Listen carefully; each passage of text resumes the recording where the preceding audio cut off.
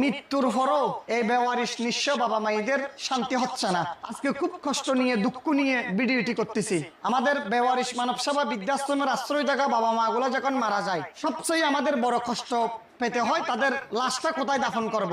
বেওয়ারিশের দোহাই দিয়ে চট্টগ্রামের শহরে কবরস্থানগুলো তাদেরকে দাফন করতে চায় না। তারা বেওয়ারিশ, তাদের একটাই অপরাধ, তাদের পরিচয় নাই, তাদের অভিভাবক নাই। এই জন্য কোনো কবরস্থানে বেওয়ারিশের দোহাই দিয়ে এই মানুষগুলো যখন মারা যায় তাদেরকে কবরস্থানে মাটি দিতে দেয় না। তবু আমরা আঞ্জুমানে মহিদুল ইসলামের সাধারণ সম্পাদক নাসির সেলিম স্যারের সহযোগিতায় এখনো পর্যন্ত কষ্ট হলো তাদেরকে দাফন করতে পারতেছি। কিন্তু সবসময় আঞ্জুমানে মহিদুল ইসলামের সাধারণ সম্পাদক নাসির সেলিম আঞ্জুমানে থাকবে না। তখন আমার এই বাবা মায়েদেরকে কবর দিতে আমার খুবই কষ্ট হবে।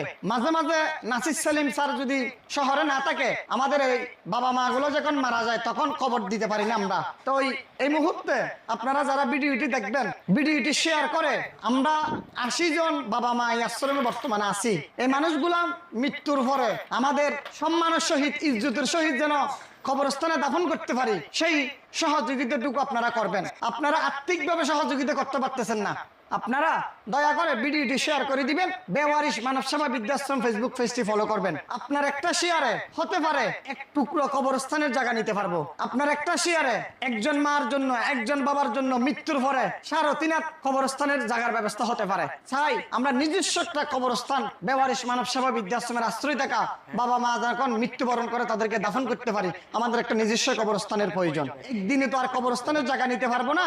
আস্তে আস্তে আপনাদের সহযোগিতায় আমরা একটা কবরস্থানের জায়গা নিতে চাই। আমরা এই মানুষগুলোকে মৃত্যুর পরে বেওয়ারিশের দোহাই দিয়ে দিনের পর দিন দুনিয়াতে রেখে দিতে চাই না, পুষে গুলে কবর দিতে চাই না। সম্মানের সহিত ইজ্জতের সহিত আমার এই বাবা মাকে আমরা কবরস্থানে মাটি দিতে চাই। তার জন্য আমরা নিজস্ব কবরস্থানের প্রয়োজন। আপনারা যারা ভিডিওটি দেখবেন দয়া করে শেয়ার করে দিবেন।